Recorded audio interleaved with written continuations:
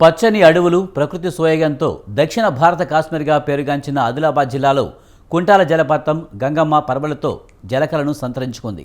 దట్టమైన అడవి, ఎత్తైన కొండలు, సహజసిద్ధంగా జాలువారే సెలయేరును చూసేందుకు పర్యాటకులు క్యూ కట్టారు. ప్రకృతి వడిలో పరవశించిపోవాలనుకునే వారిని తెల్లని నురుగులు కక్కుతూ మంత్రముగ్ధులను చేస్తుంది.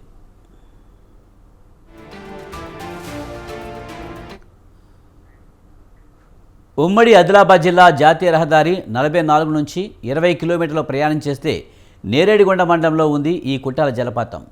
సహ్యాద్రి పర్వత పంక్తుల్లో కడెం నదిపై ఉన్న కుంటాల జలపాతం రాష్ట్రంలోనే ఎత్తైన జలపాతంగా పేరుగాంచింది. కుంటాల అనే పేరు వెనుక గొప్ప చరిత్ర కూడా ఉంది.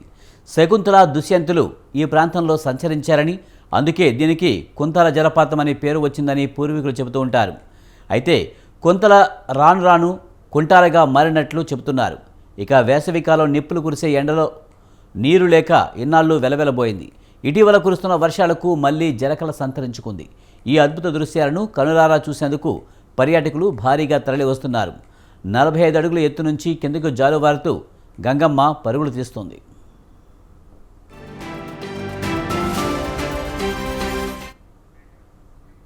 పచ్చని ప్రకృతి మధ్య ఎత్తైన కొండల నుంచి జాలువారుతున్న జలపాతపు సోయగాలు చూపరలను మంత్రముగ్ధులు చేస్తుంటే అనునిత్యం యాంత్రిక జీవితం గడిపిన జనాలు జలపాతపు హోరులో ఉపశమనం పొందుతున్నారు.